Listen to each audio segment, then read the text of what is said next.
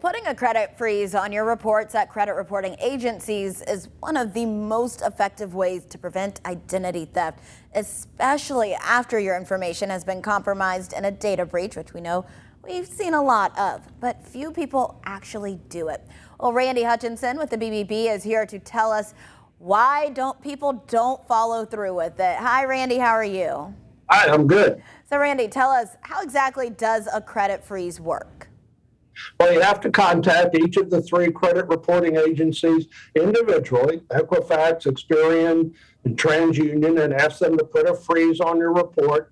It prevents new lenders from accessing your credit report. So if they get an application ends up being fraudulent in your name, they can't pull your credit report. They're not likely to approve it. You'll have to contact each of the credit reporting agencies to temporarily unfreeze your credit if you want to apply for credit or conduct one of the other kinds of transactions where a credit report is usually pulled, like renting an apartment or maybe buying insurance. There's no cost to freeze and unfreeze your credit files. Most people are aware that they can do it, but less than 30% have, even though, as you mentioned, all of us have probably been impacted by at least one, if not more, data breach. Yeah, I know I have, and 30% or less than is a pretty low number. So why don't more people freeze their credit record, Randy? Well, they don't know how to do it. Having to contact the three bureaus individually is a bit of a hassle, but I will tell you that the hassle of recovering from identity theft, if a fraudulent account is opened in your name, is probably going to be even greater. Some people think there's a cost. As I said earlier, there is no cost.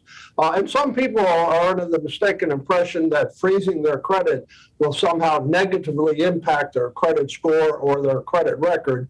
Not at all. Doesn't have anything to do with your credit record or credit score. Yeah, some myths debunked right there, Randy. Thank you. Well, what could be done to get more people to go ahead and freeze their credit? Because it is an important thing to do. These are recommendations from the Identity Theft Resource Center that tracks these sorts of things that they've made to policymakers that hopefully along the line they'll implement. Data breach notices should specifically, explicitly recommend to people that they freeze their credit. They should also make it clear that credit monitoring by itself isn't enough, isn't the same. A lot of companies whose databases are breached offer free credit monitoring, but that's after the fact. That tells you an account has been opened, and then you have to determine if it's fraudulent or not. And then they recommend that the credit reporting agencies ought to get together and let you make one report that then gets shared with all three agencies rather than you having to contact all three individually. Well, even if you do have to contact them individually, a lot less of a hassle than trying to get your identity unstolen, if you will. Randy, thank you for all of that information.